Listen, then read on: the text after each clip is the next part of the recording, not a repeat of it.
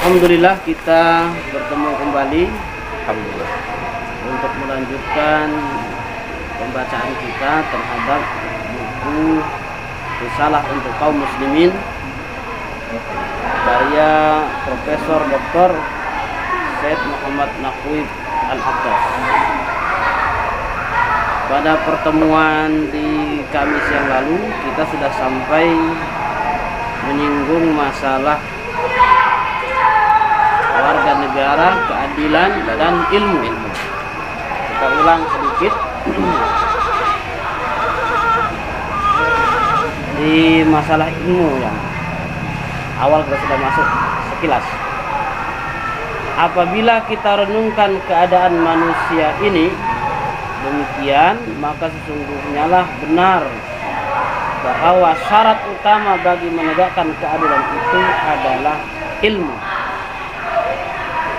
Sebab keadilan seperti keadaan di mana sesuatu itu berada tepat pada tempatnya. Itu konsep adil tadi. Prof Al-Attas diantaranya. Namanya kalau bahasa kita mungkin ya proporsional lah. Wad'u syai'in fi mawdi'ihi hadha huwa al-adlu. Sehingga mewujudkan suasana harmoni atau kesaksamaan, maka berikutlah bahwa sifat ilmu sahajalah yang dapat tahu menempatkan masing-masing pada tempatnya yang tepat. Jadi dasarnya adalah ilmu. Kalau orang nggak berilmu nggak bisa berbuat adil.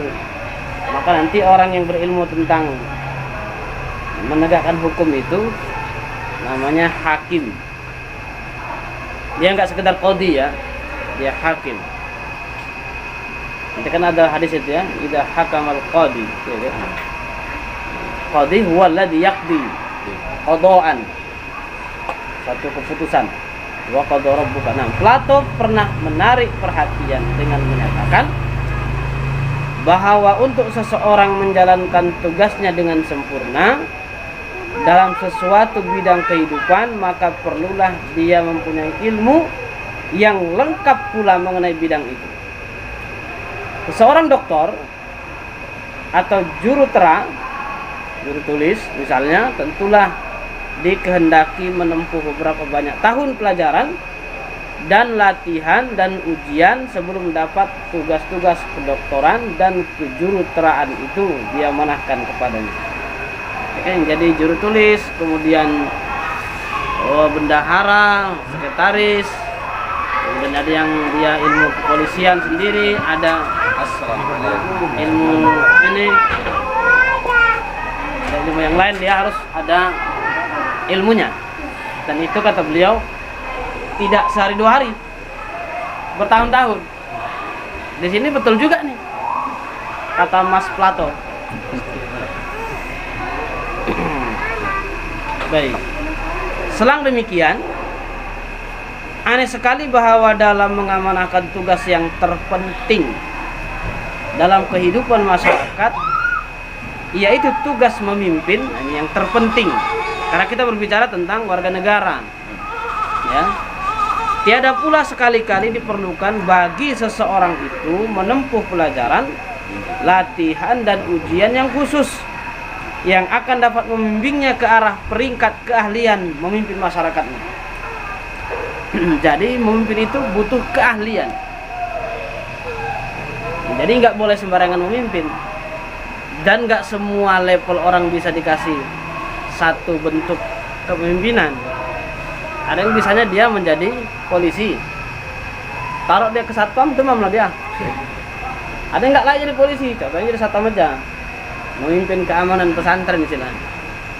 Itu pun kadang-kadang butuh bantuan yang lain. Sama dengan orang yang nggak bisa jadi presiden diangkat, hancurlah negara. Dukung keilmuan enggak, dukung moralitas enggak, rusak. Padahal ilmu, moralitas, keadilan, gunakan hukum itu penting. Sementara dia nggak ngerti apa konsep adil, moral itu apa.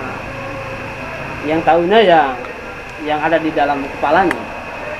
Udah gitu tidak mau lagi belajar kepemimpinan kepada orang-orang sebelumnya.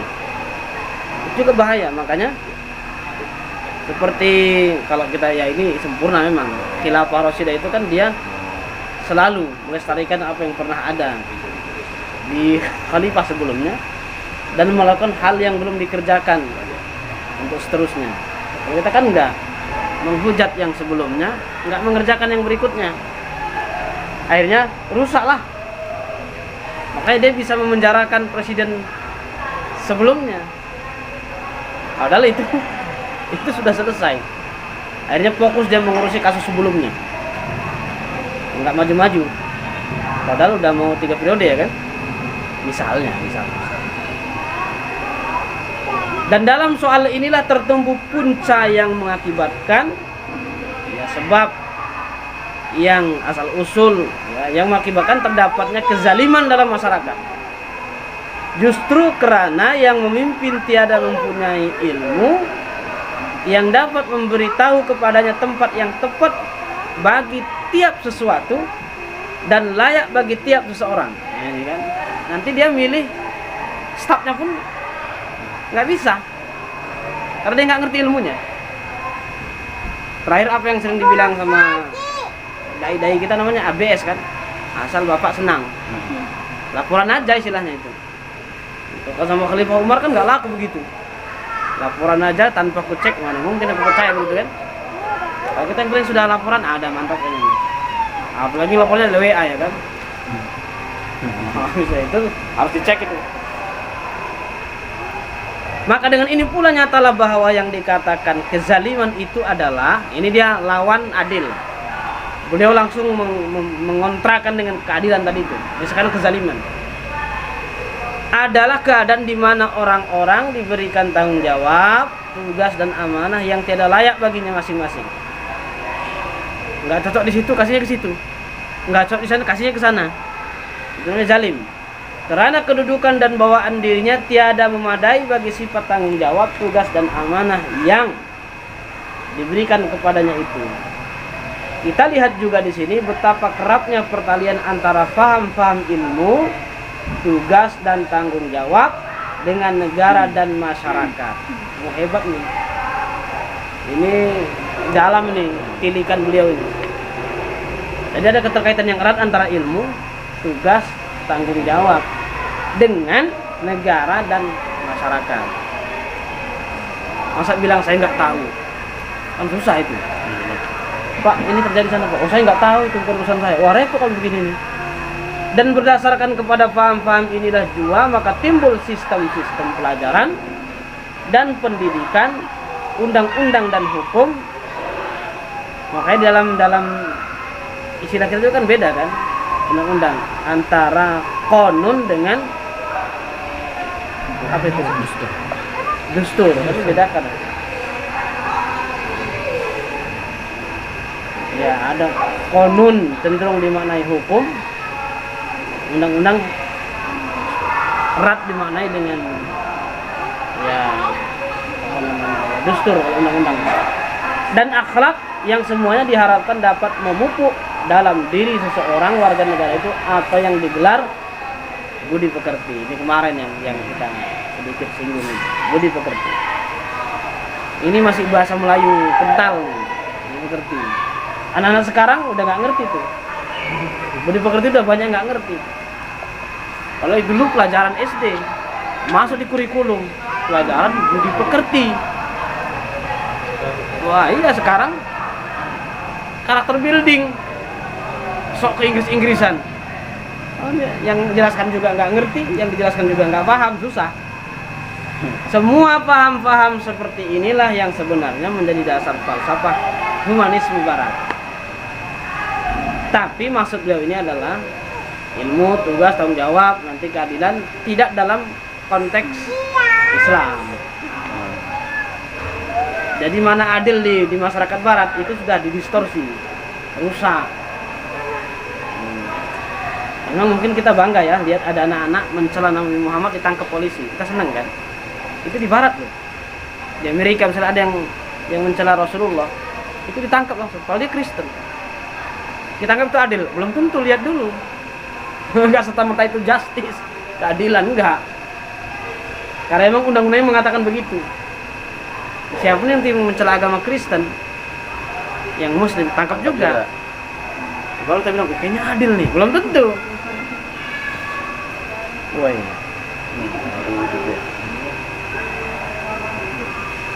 Meskipun tafsirannya menuturi berbagai jurusan yang ada, pada akhirnya terumus dalam suatu penduaan bentuk-bentuk rencana politik kepada sistem kapitalisme dan sosialisme. Coba lihat itu. Tetap aja mengarahnya ke situ. Kalau ada anak umur 17 tahun kita marahi pulangnya tengah malam, itu udah nggak adil sama dia tuh. Karena umur 17 tahun sudah boleh pacaran, kemudian pulang malam, ke night club, udah boleh itu. Karena mereka punya hak menentukan nasib sendiri setelah umur 17 tahun. Itu nggak adil udah itu. Tapi kalau kita larang, malah kita nggak adil ini. Malah yang kita bilang benar, mereka bilang salah.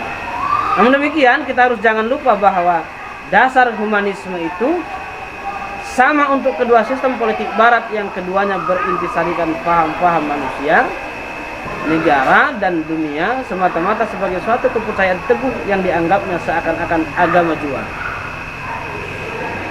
Beda agama. Makanya pernah ketika ngisi seminar di UMSU, saya ditanya sama peserta, kenapa kita masuk negara orang lain nggak semudah dulu? Karena Barat sudah membuat namanya nation state, negara bangsa namanya. Nggak boleh. Kita punya paspor, kita harus ngurus lagi visanya. Kalau bisa kita ditahan, nggak bisa kita masuk ke Yordania kemana, nggak bisa, karena sudah ada batas negaranya. Zaman dulu ya nggak begitu. Nah, sekarang mereka mau buang batas negara itu, tapi hanya Uni Eropa saja. Mereka buang itu. Mata uangnya euro, misalnya kan. Nah kita kan masih mau buat dinar dirham aja. Yang muslim malah ngejek-ngejek kan gitu kan. Kalau kita ingin menyatukan persepsi supaya nggak ada lagi batas negara itu, pokoknya setiap negara Islam masih boleh pakai dinar dirham kan? Euro, meskipun enggaknya bersatu kali mereka itu. Dan mereka sudah bisa buat itu. Mereka buat membatasi untuk negara Islam berkonsultasi dengan negara Islam lainnya, mereka buat sendiri antara Eropa. Kan hebat. Kalau satu tiket dari Brussels bisa kemana gitu, dari Prancis bisa langsung ke naik tren ke Belanda misalnya. Yang penting kita penduduk dan anggota Uni bersatu, Eropa bersatu. Kita negara Islam mau bersatu aja kita bilang mustahil. Yang bilang mustahil peci pula kan susah. Sekuler berarti dia. Jadi kita nggak bisa kayak dulu lagi. Di nation state aja banyak umat Islam yang mengakuinya boleh, termasuk demokrasi. Padahal ada catatan tersendiri. Sekarang yang berbicara demokrasi nggak ngerti surah, ya kan? Yang ingin mengajukan surah nggak ngerti demokrasi. Terakhir ya kayak kita ini. Surah enggak, demokrasi enggak juga Indonesia ini. Makanya ada demokrasi Pancasila. Konsep sendiri itu. Datang Soekarno diajukannya, enggak, demokrasi terpimpin. Lain lagi. Memang hebat-hebat memikir kita ini. Tapi begitu Islamnya masuk langsung dihadang. Tak. Ngeri lah pokoknya. Ini teman-teman masih kuliah nih. Dapat tawar jadi anggota DPR RI ya kan. Yakinlah musuhan itu banyak di dalam. Yakin kali awak tidak. Apabila sesuatu falsafah mendasarkan pandangan hidupnya atas dasar paham negara yang sempurna, dan berikut pula dari itu paham keadilan, paham ilmu, paham tugas, paham tanggung jawab. Maksud di sini paham konsep ya. Beliau katakan paham itu maksudnya konsep. Makanya dalam bahasa Arab kan mafhum. Mafhumun adalah fil Islam, itu maksudnya konsep. Paham itu maksudnya konsep. Makanya ini beliau jabarkan lagi nanti. Keadilan itu apa segala macam. Baik. Maka dengan sendirinya rencana atau sistem pelajaran dan pendidikannya akan diarahkan menuju kepada matlamat mencapai sifat kesempurnaan kewarganegaraan. Maka tujuan mereka pendidikan itu adalah melahirkan warga negara yang baik. Prof Alatas nolak itu. Pendidikan yang betul, apalagi pendidikan Islam, adalah ingin mencetak manusia yang baik, bukan warga negara yang baik. Banyak yang baik warga negara kita ini, baik kali pun. Terakhir ketahuan yang banyak korupsi uang negara kita itu Cina semua. Yang terakhir baru bebas lagi tuh. Gawat ah pokoknya. Tapi dia baik, saya bayar pajak kok katanya kan. Bayar pajak berapa M, yang diambil dia berapa T. Jauh kali lah M sama T. Dan segala pikiran dan idaman dan hasrat demikian yang ditumpukan demi manusia, tadi ya, humanisme demi manusia, memperoleh kesejahteraannya dalam dunia yang dianggap dimiliki olehnya, oleh Barat. Inilah yang membangkitkan dari dalam jiwa kebudayaan Barat itu paham kebangsaan. Dulu yang paling ekstrim itu adalah Jerman. Kami adalah bangsa Arya. Wah, ngeri Jerman itu. Terakhir berantam, Jerman Barat, Jerman Timur. Tumbanglah tembok Berlin, gitu kan? Karena mereka kebangsaannya eksklusif. Australia juga begitu, suku aborigin bunuh suku aslinya, kulit putih. Amerika juga begitu. Jadi konsep kebangsaan mereka juga sempit juga. Makanya sampai sekarang Amerika itu nggak akan mau damai sama Rusia. Uni Soviet hancur berantakan di perang dingin kan gitu. Beruang merah istilah tentara mereka itu. Habis lawan Chechnya juga berantakan mereka. Akhirnya merdeka lah Chechnya. Buat negara sendiri, makmur Chechnya kan. Cuman di Bosnia Herzegovina ngeri, Serbia mau menghabisi umat Islam. Jadi ini kebangsaannya kebangsaan fasis istilahnya. Fasis itu dekat dengan rasis. Fasis itu pokoknya nggak boleh ada orang yang tinggi. Ya, pokoknya kita yang lebih utama, lebih mulia sih. Kalau dalam Islam jelas takwa gitu antaranya. Mereka enggak. Fasis betul mereka, makanya ada fasisme. Kalau masalah kan al-fasiyatu, fasisme. Nah, sampai di sini berarti ada beberapa konsep penting yang beliau sampaikan ke kita. Pertama adalah konsep kewarganegaraan itu. Warga negara yang baik itu yang ingin mereka tuju. Maka mereka sebut nanti ada negara sempurna. Nanti dibahas oleh beliau di tengah-tengah buku ini juga masalah Al-Madinah Al-Fadilah. Itu konsepnya Imam Al-Farabi ya, konsep politik beliau itu. Arau ahli Al-Madinah Al-Fadilah itu memang khusus bahasan buku Al-Farabi. Kalau antum ke Gramedia itu ada disertasi doktor seperti itu. Tebel. Itu tentang konsep negara ideal. Ya, Al-Madinah Al-Fadilah punya Al-Farabi. Dibandingkan dengan yang diinginkan Barat, oh jauh lebih sempurna pandangan Imam Al-Farabi itu. Itu diantara filsafat beliau yang sampai sekarang masih banyak dikaji orang. Karena itu buku beliau memang. Kemudian konsep adil selalu dibawa ke humanisme. Adil itu menurut manusia Barat, bukan untuk universal ya, manusia Barat. Kemudian humanisme ini identik isinya adalah sosialisme dan kapitalisme. Kalau di Indonesia, sosialisme itu ya 11-12 dengan PKI. Jadi nah sekarang mau dihidupkan lagi sama PSI. Partai apa itu? Partai Sosial Indonesia. Solidaritas. Itu lambangnya pun lambang Partai Sosial di Italia itu. Lambang ininya. Jadi itu harus diperhatikan. Bahwasanya konsep keadilan di dalam manusia Barat bukan al-adlu fil Islam. Banyak anak baru ya? Baru Fatimah CS. Ini Fatimah atau siapa nih? Ya, Fatimah itu ya. Ya berarti nanti harus ada cetak buku yang baru. Fotokopi. Agen zebra Pak. Iya. Sekarang megang buku ini wajib.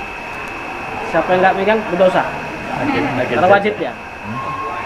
Baik, sampai di sini ada yang mau disampaikan? Sebelum kita masuk ke perenggan 11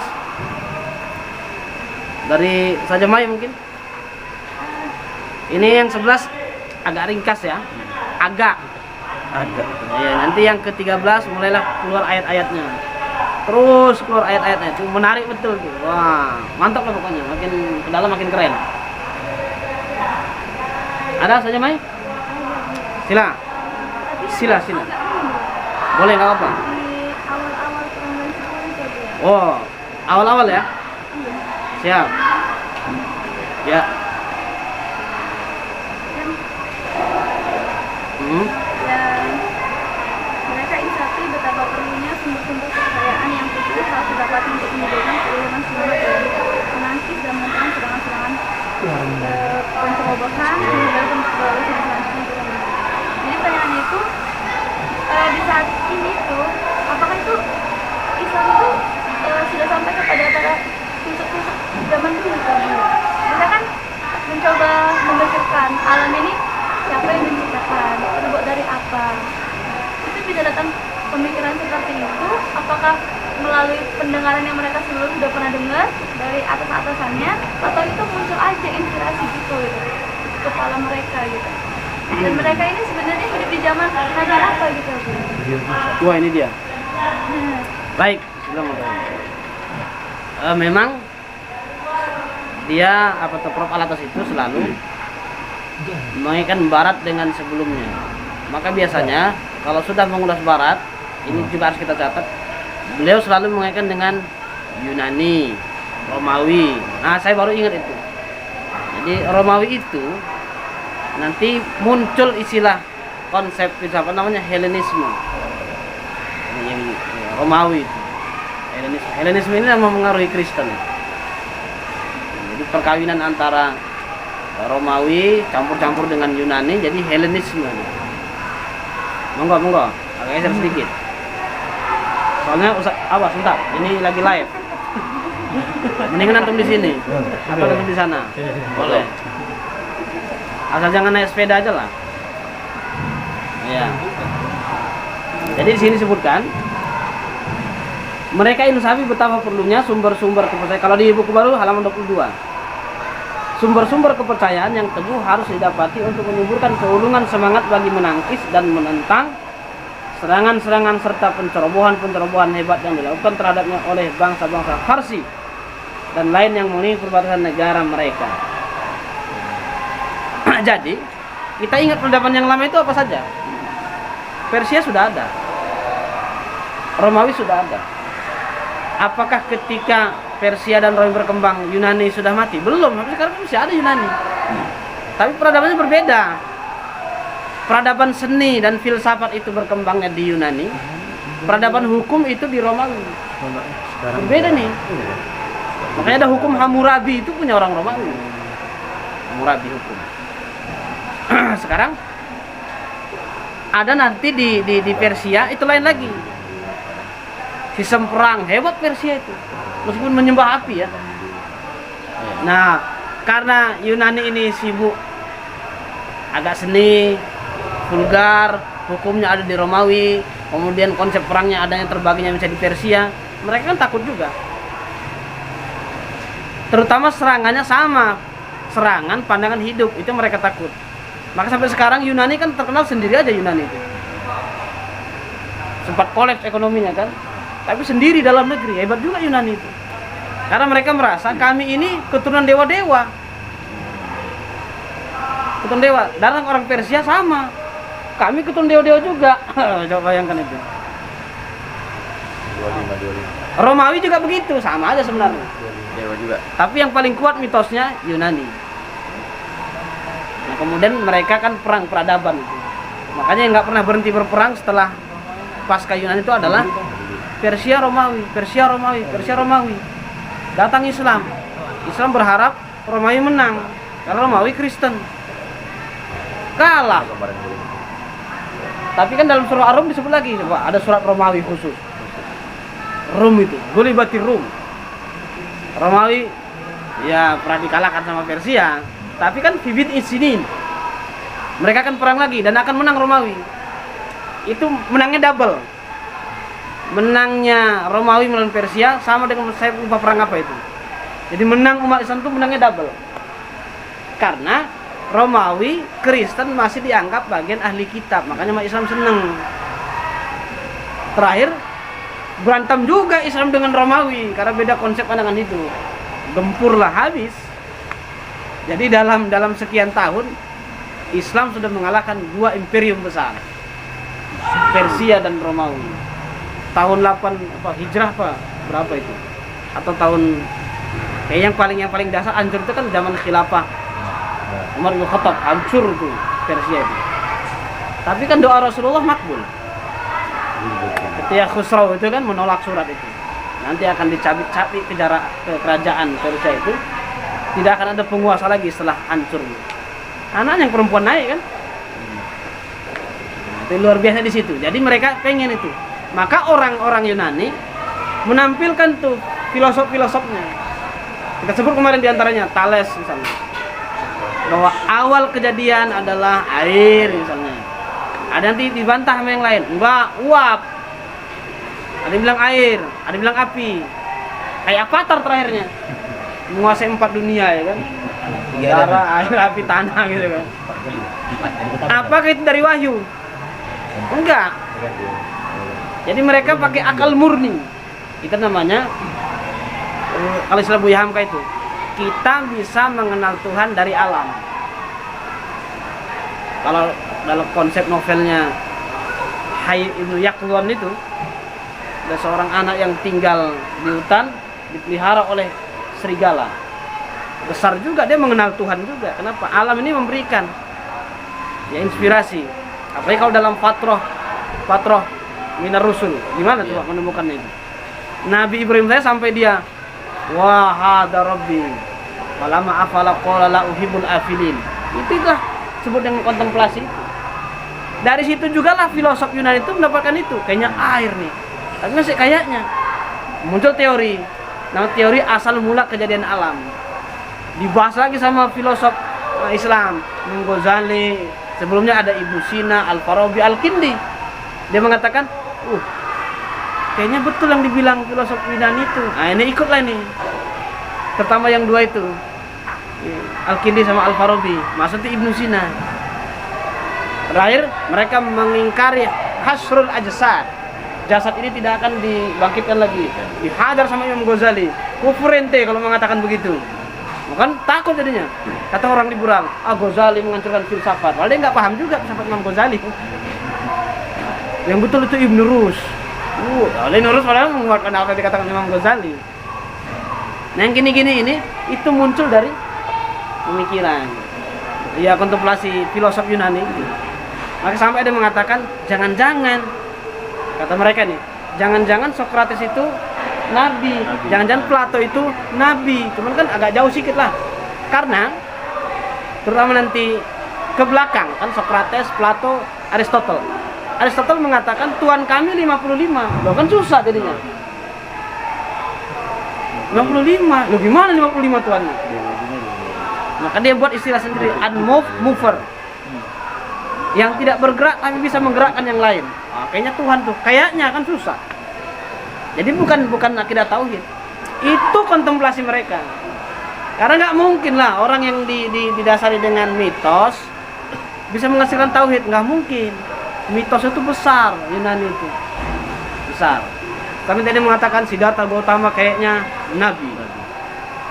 Kayaknya nabi karena dalam surah An-Nisa disebutkan ada yang lam naqsushum alai. Ada yang nabi-nabi yang belum kami ceritakan kepada kalian. Kayaknya banyak nih. Susah. Yang maksud nominasi yang nabi atau enggak nih? Itu ya untuk Maya. Yang lain sebelum kita masuk ke perenggan 11.